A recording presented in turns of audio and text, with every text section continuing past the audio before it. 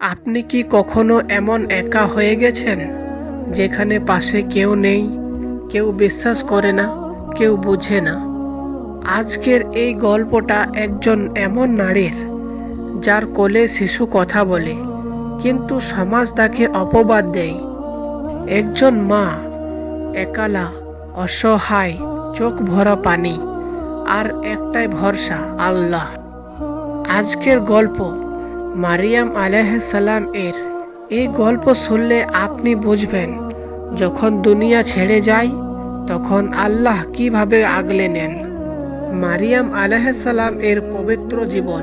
মারিয়াম আলাইহিসসালাম ছিলেন একজন পবিত্র, লজ্জাশীলা, ইবাদতকারী নারী। তিনি ছোটবেলা থেকেই মসজিদুল আকসায় ইবাদতে থাকতেন। নবী জাকারিয়া আলাইহিসসালাম তার দায়িত্বে ছিলেন। আর আশ্চর্য ব্যাপার, মারিয়ামের কাছে সব সময় অদ্ভুত রিজিক আসত। জাকারিয়া আলাইহিসসালাম জিজ্ঞেস করতেন, এগুলো কোথা থেকে আসে? মারিয়াম বলতেন, এগুলো আল্লাহর কাছ থেকে। যে আল্লাহর ওপর ভরসা করে, তার রিজিক আল্লাহ নিজেই পৌঁছে দেন। সবচেয়ে বড় পরীক্ষা, একদিন আল্লাহর ফেরেশতা জিবরাইল আলাইহিসসালাম পাঠালেন। তিনি মারিয়ামকে বললেন, তুমি এক পবিত্র সন্তানের মা হবে। মারিয়াম ভয় পেয়ে বললেন, আমাকে তো কোনো মানুষ স্পর্শ করেনি। ফেরেশতা বললেন, এটা আল্লাহর হুকুম। ভাবুন তো, একজন পবিত্র নারী, সমাজে সম্মান আছে, হঠাৎ সে মা হবে কিন্তু স্বামী নেই। কেমন কঠিন পরীক্ষা! একলা মা, একলা কষ্ট। মারিয়াম আলাইহিসসালাম লোকালয় থেকে দূরে চলে গেলেন। প্রসব বেদনায় এক খেজুর গাছের নিচে বসে পড়লেন।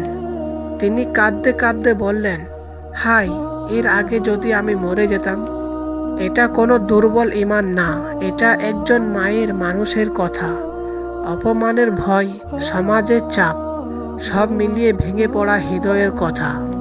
ঠিক তখনই আল্লাহর পক্ষ থেকে আওয়াজ এলো, দুঃখ করো না, তোমার নিচে আমি ঝর্ণা সৃষ্টি করেছি। যখন আপনি একেবারে ভেঙে পড়েন, আল্লাহ তখনই সবচেয়ে কাছে থাকেন। অলৌকিক সাহায্য। আল্লাহ বললেন, খেজুর গাছটা নাড়াও, তাজা খেজুর ঝরে পড়বে।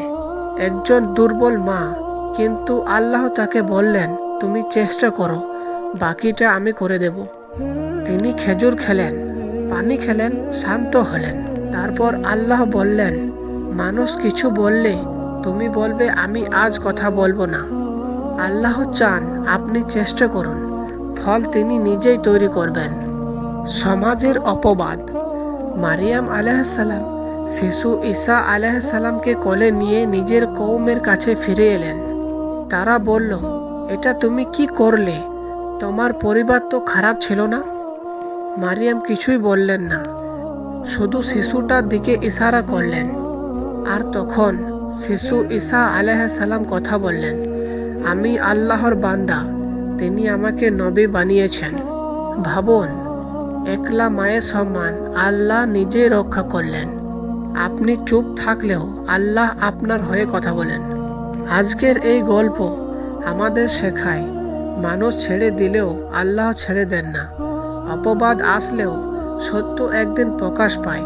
কষ্টের শেষ প্রান্তে আল্লাহর সাহায্য নেমে আসে।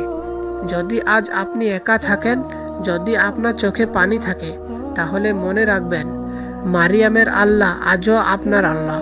তিনি দেখলেন, তিনি শুনলেন, আর তিনি সময় হলে আপনার জন্য কথা বলবেন। এই গল্প যদি আপনাদের হৃদয়ে লাগে, লাইক দিন, সাবস্ক্রাইব করুন, আর একজন কষ্টে থাকা মানুষকে শেয়ার করুন, যাতে সে বুঝতে পারে সে একা না, আল্লাহ তার সাথে আছেন।